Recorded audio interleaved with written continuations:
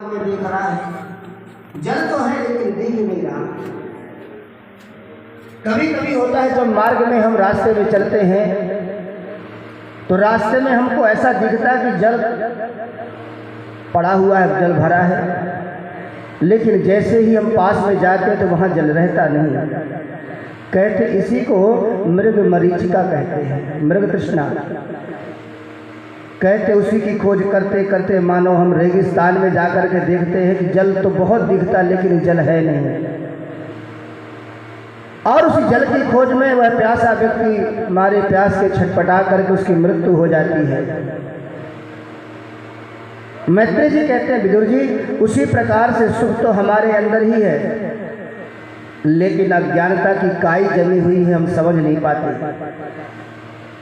जैसे माता कुंती ने भगवान से दुख मांगा था कि कन्हैया अगर आप वरदान देना चाहते हैं तो यही वरदान दे दे कि हमारे जीवन से कभी दुख समाप्त ना हो।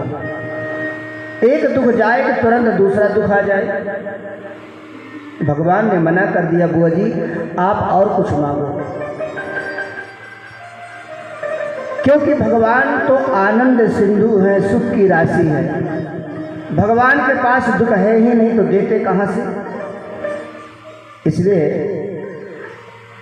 मैत्रेय जी कहते हैं विदुर जी, संसार में कोई सुखी नहीं है। कोई तन दुखे, कोई मन दुखे, कोई धन बिन रहते उदास, थोड़े थोड़े सब दुखी, सुखी राम के दास। संसार में कहीं सुख नहीं है। अगर हम सुख चाहते हैं तो हमको भगवान की शरणागति स्वीकार करनी होगी, भगवान के श्री चरणों में अपने मन को लगाना होगा। आपने देखा होगा जब हम भगवान के दरबार में जाते हैं, मंदिर में दर्शन करते हैं, दर्शन करने के बाद जब हम थोड़ा बैठते हैं मंदिर में, कितनी शांति सुकून का अनुभव होता है। कहने का तात्पर्य है कि अगर हमको सच्ची शांति चाहिए तो भगवान की शरणागति, भगवान की सेवा पूजा हमें करनी होगी।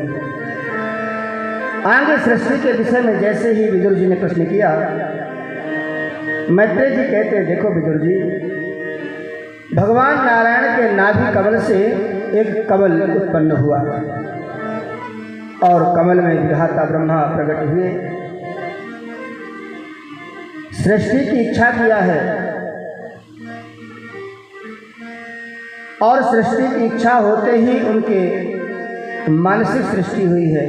सर्वप्रथम सनक, सनंदन, सनातन और सनत कुमार,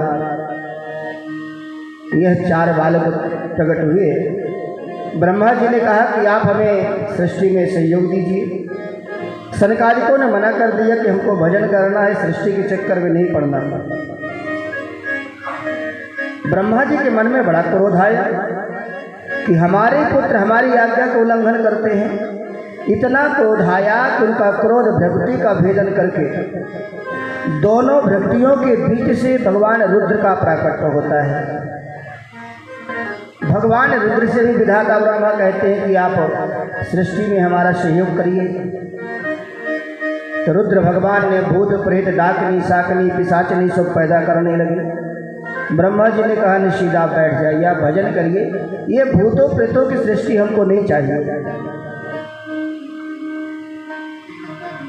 अब की बार विधाता ब्रह्मा ने मरीचि, यत्री, अंगिरा, पुलस्त, पुलह, क्रतु, भृगु, दक्ष आदि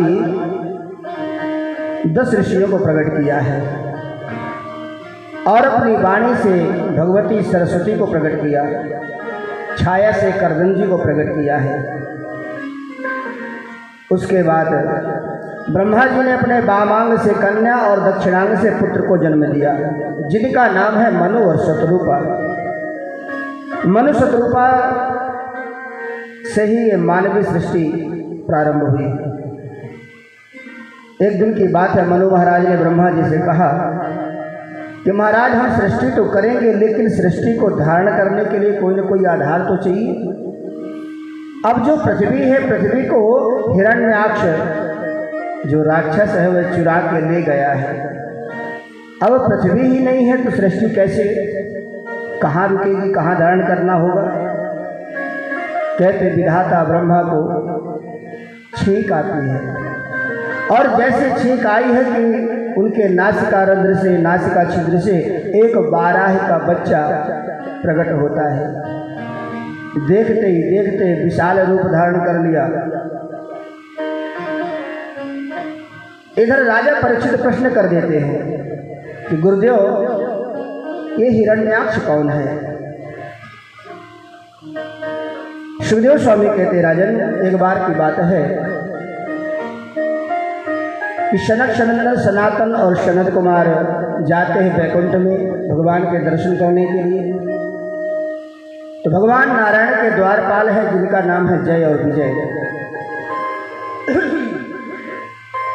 जैसे सनकादिक अंदर जाने लगे तो जय विजय ने रोक दिया, रुकिए कहाँ जा रहे हैं?